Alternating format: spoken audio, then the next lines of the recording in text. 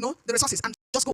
They can be, because they didn't know that they organized for the golden calf, and they, what, half of them died. Those days, once they offend, God will slay people are guilty, kill a lot of them. A lot of them died because they did not realize the purpose for which God gave them the kingdom. They thought, oh, they were just going to have this and do what they like. God said, no, I have a purpose. But when it was time to build the tabernacle, God told Moses, tell him, everyone should bring. God will not ask him what he has not given you. He won't. Before God wants him from you, he has already done what given you. When he came to Abraham, he said, give me. He has already given. God will not ask you to give what he has not given you. That is what the faithfulness of God. He wants what he has done. And they brought that project. So in the house of the Lord, where God has led you, there is something that God if God can make you see something, God is looking at you to fix it. If God can make you see something, people come to church not seeing anything. It takes someone who's observant and meticulous to realize, oh, so something needs to be done. And how do you know that God wants to do it? God has given you what it takes to do it. If God hasn't given you what it takes to do for you to do, but that is God asking you, you can do it. If God should, you can do it. If God should not me that there's something I want to do, that God told me to do, and I just told her what it entails. Why? She saw it. She saw it. She said it. That means God has already taken. This is what it takes. She said no problem. So anything you see in the house of God, and your heart that it means God is to do it, and He has given you. But if you have passion for the Lord and somehow your hand, if it is in your heart, God will put the money to do it. I see that being your own testimony to my name. So don't be alone and be blind. Don't. In the house, so don't be in God's house and the boat. Prosperity is bringing you. There's a possibility for it. I pray that you know what God wants and He's bringing on your life. You may say, oh, I don't ask much. It doesn't matter. God will ask you to give what He has not given you. He will give it will be according as He has given you. And now we go to the next one. Number 4, number purpose of prosperity. We're still in the will of God. I told us I know this A.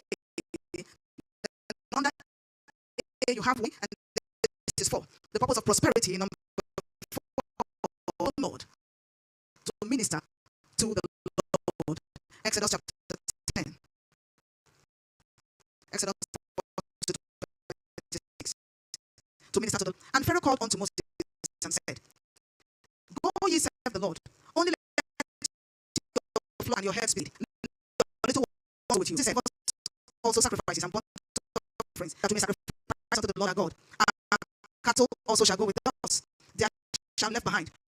Must we take to serve the Lord our God? We know not what we must serve the Lord. The purpose of prosperity in doing the will of God is to mean Lord.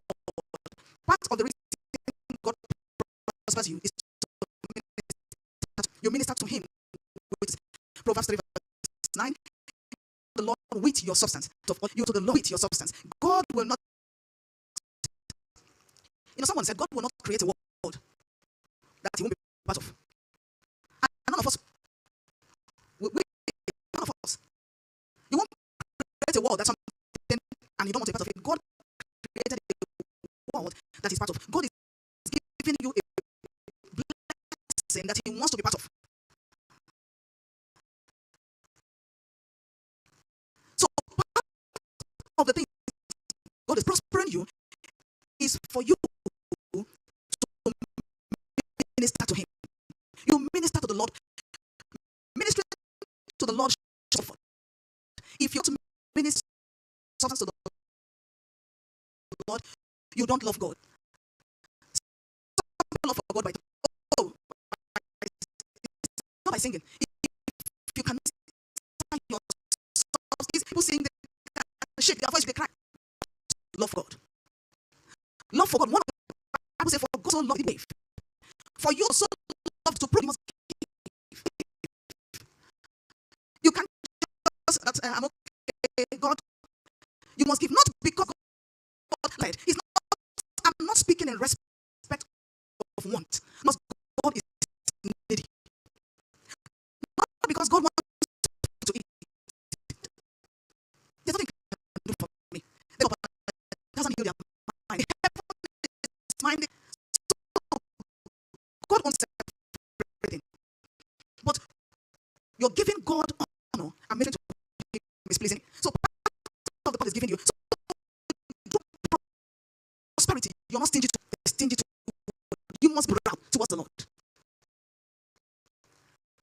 What actually brings out as a giver is your liberality to God. If you give to another person, you don't give to God, you're not a giver. What marks you out as a giver? I will have believers also give, but they call them philanthropists. They give to be praised, they give to feel good, or maybe they give for political reasons. They give to feel, to be praised.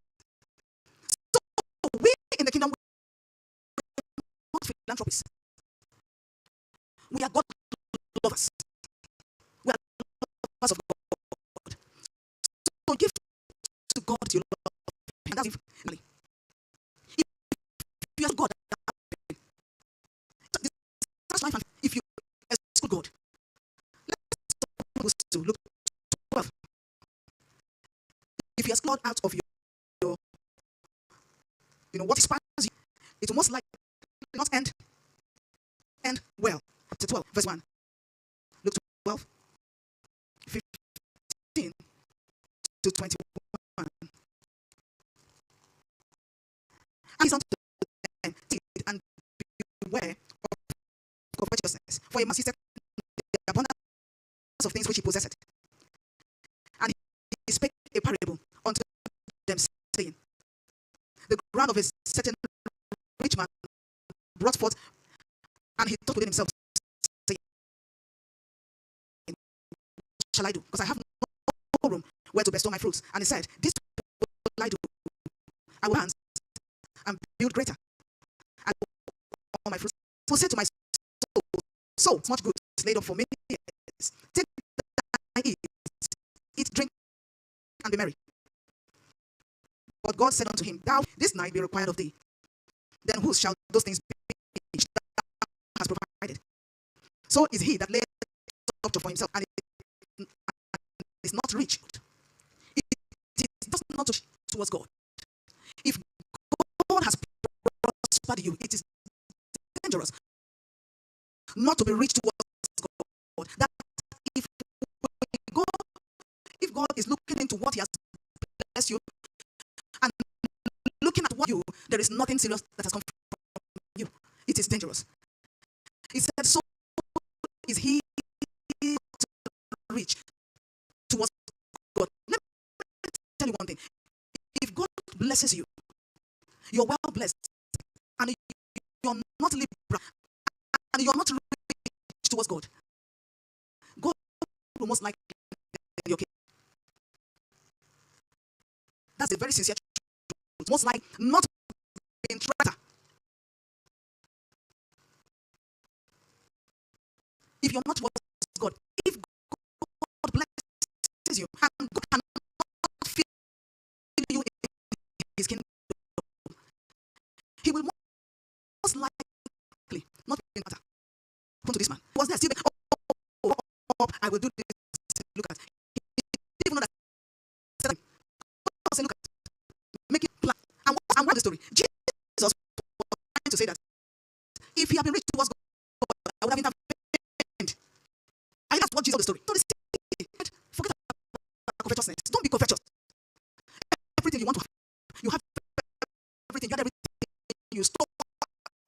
give it out. Jesus said, I would have intervened for him, but there's no accounts to draw from. Have you not read Psalm 20? The Lord here in the day. The name of the God of Jacob defend thee, send thee help from the sanctuary. He said, remember thy offerings and burnt sacrifices. Remember, God looked into the man's account. There's nothing to remember. No business about God. Nothing about God. He's not committed to God with his finances at all.